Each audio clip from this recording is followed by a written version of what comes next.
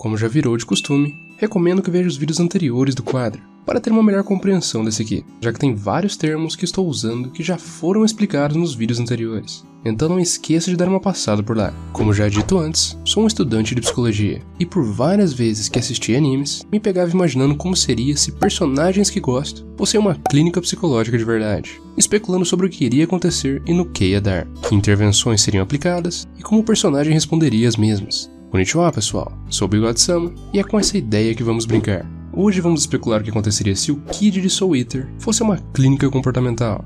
Para quem não conhece o personagem, Kid seria o filho do diretor de uma escola que treina seus alunos para caçar abominações que devoram almas humanas. No anime, ele é apresentado como estereótipo do perfeccionismo. Faz de tudo para que as coisas à sua volta tenham uma estética simétrica, muitas vezes perdendo a paciência com coisas que não se encaixam nos seus parâmetros. Antes da gente começar, tem dois termos que valem a pena ser explicados aqui, mesmo que de maneira rasa: comportamento verbal e regras. De maneira simples, até agora, ao analisarmos o comportamento de um organismo, tudo à sua volta seria considerado ambiente. Porém, quando ao invés disso, consideramos outro organismo no ambiente, ou seja, não apenas como estímulo, mas alguém que também tem um histórico, que responde a estímulos e é modelado por consequências, aí entramos no comportamento verbal. Não quero me estender muito no tópico, então acho que dá para ter uma ideia com isso. Já as regras são instruções ou relatos que descrevem uma contingência, ou seja, descrevem um comportamento e sua possível consequência.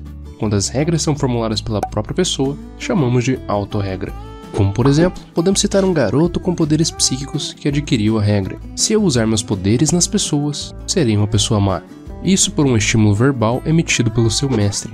Outro exemplo seriam adolescentes que desenvolveram a seguinte autorregra: se eu me confessar, vou ser rejeitado.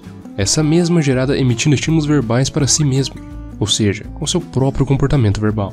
Agora voltando para o tópico, o que traria o Kid para a clínica? O mais provável seria a indicação de um amigo ou colega que presenciou um de seus surtos, dizendo que a terapia poderia ajudá-lo a lidar melhor com essas situações. Talvez até usando argumentos convenientes, como a terapia poderia ajudá-lo a ser mais perfeito, ou algo similar. Chegando na clínica, damos início à coleta de dados, entrevistas e triagens iniciais, entrar em contato com a família e começar a criação de vínculo, tudo que pode gerar informações relevantes para o caso. É possível que durante as entrevistas nada de relevante apareça de início, tendo em vista que o personagem não costuma apresentar esses comportamentos a todo momento, mas sim em situações específicas. Porém, é provável que alguns detalhes aparentes, como ao assinar papéis, demoraram um tempo maior do que o normal, pois quer que a assinatura fique perfeita. Frases como tudo tem que ser perfeito, ou não tolero erros, não é difícil acreditar que ocorram comentários sobre a simetria do consultório, sejam elogios ou até mesmo uma iniciativa para ajeitar algo, fora a pontualidade insistente que apresentaria em todas as sessões, tanto na entrada como na saída.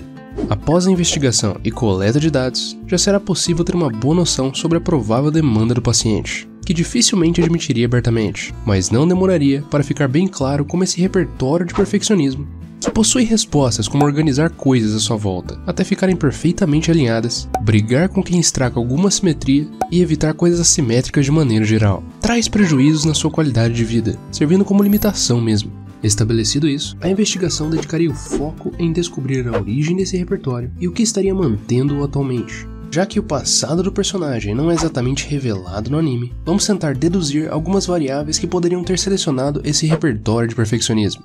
Por ser o filho do diretor da escola, não é difícil imaginar que haveria uma expectativa sobre seu desempenho, o que pode ter contribuído para um ambiente não apenas reforçador para respostas similares a um bom desempenho e perfeccionismo, como punitivo a erros de maneira geral. Também devemos considerar as missões que vem realizando até então, que mesmo não sendo enfatizado no anime, sempre existe a possibilidade de perder a vida, outro fator que pode ter contribuído para selecionar as respostas exclusivamente perfeitas. Um histórico assim pode ter contribuído para a formação de regras como: se eu não for perfeito, não presto, ou se tiver erros, não serve para mim. O que em parte explicaria seu incômodo próximo a coisas assimétricas e suas respostas de tentar organizá-las. Mas o que estaria mantendo esse repertório atualmente? No anime vemos como o personagem se incomoda na presença de objetos assimétricos, às vezes chegando a partir para a violência para poder organizá-los, o que poderia estar sendo mantido por reforço negativo, já que retira a presença do estímulo aversivo ou objeto assimétrico do ambiente, sem falar dos elogios que provavelmente recebe por se manter organizado e realizar os trabalhos com perfeição, ou seja, reforço positivo. Já cobrar essa perfeição dos demais à sua volta pode estar sendo consequenciada com os mesmos tendo um desempenho melhor, que se aproxima mais de suas exigências, apesar de poder ter prejuízos a longo prazo. Outro fator que deve ser considerado seria o fato de que grande parte das vezes que ao presenciar algo assimétrico e começar a se sentir mal, e dizer coisas como não serve e que é incapaz, ele costuma ser consolado pelas pessoas à sua volta, o que apesar de ser um gesto gentil, também pode estar contribuindo para manter esse padrão. Identificando o histórico e o que estaria mantendo esse padrão, o processo poderia começar. Durante as sessões, seria trabalhado o quanto essa busca pela perfeição traz benefícios à sua vida, e o quanto isso está custando para ele atualmente. Como cometer erros e possuir imperfeições fazem parte da vida, isso sem fazer afirmações diretamente, mas através de questionamentos e ideias trazidas durante a sessão, para que o próprio Kid comece a questionar suas autorregras, e possivelmente reformulá-las para algo mais funcional, que traz menos limitações à sua vida. Sobre suas respostas de ansiedade quando exposto a estímulos aversivos, seria possível trabalhar aos poucos sua tolerância aos mesmos, onde começaria com exercícios leves como simplesmente imaginar algo desorganizado, algo pequeno como um lápis desalinhado comparado aos demais, e ir aumentando a dificuldade com o tempo. Mais pra frente, chegando a objetos físicos no consultório, como objetos desorganizados em uma mesa, durante toda a sessão. Até mesmo em realizar tarefas em casa, como deixar de organizar seu quarto durante um dia ou deixar uma assimetria passar uma vez durante o dia.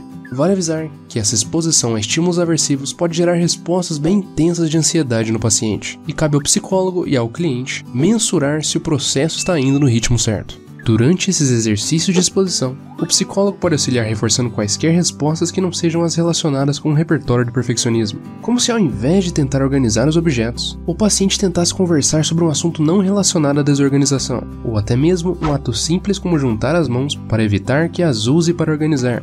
Outra tática que poderia ajudar seria a terapia em grupo, onde Kid seria colocado em um grupo de pessoas que enfrentam uma situação semelhante, que se administrada corretamente, pode trazer diversos benefícios para o mesmo, onde o próprio grupo compartilha experiências similares, se incentivam a continuarem no processo, além de servirem de modelo um para o outro, o que poderia ajudar o processo a fluir melhor. Sempre vale a pena citar o autoconhecimento provido pelo processo de terapia, onde não só o paciente começa a perceber como seu histórico selecionou suas respostas atuais, como também se torna mais apto a observar os próprios comportamentos, habilidade que o auxiliará a tomar decisões no futuro, considerando somar consciência de como o ambiente afeta o seu comportamento, e o que está a seu alcance para alterar o mesmo.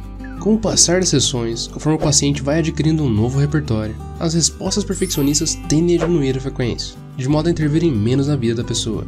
Não que ela perca esses comportamentos, apenas adquire um repertório de respostas mais amplo, o que costuma facilitar seu acesso a reforçadores, e estar associado a uma maior facilidade para lidar com situações diferentes, além de lidar com a própria frustração. Lembrando que estou apenas arranhando a superfície do que aconteceria em uma clínica real, não apenas para deixar o vídeo mais dinâmico, como também o anime não dá tantas informações sobre o personagem, o que acaba deixando boa parte do conteúdo para dedução mesmo. Seria possível tentar desenvolver uma análise mais completa sobre o caso e explorar ainda mais fatores na perspectiva da análise do comportamento, porém, isso fugiria da proposta mais simples do quadro. Sempre vale lembrar que terapia é para todos. Se estiver mal, ela vai te ajudar a lidar com isso, e se estiver bem, pode ficar ainda melhor. Nas palavras de outro youtuber que respeito muito, você não é personagem de anime, vá fazer terapia. Esse foi mais um Anime Therapist, dessa vez especulando o que aconteceria caso Death the Kid, de Soul Eater, fosse uma clínica psicológica focada na análise do comportamento. O que achou da proposta? Se gostou, já deixe seu like e se inscreva no canal para ver mais conteúdo de animes em geral. Eu me chamo Bigode Sama e os vejo na próxima. Até mais, tchau!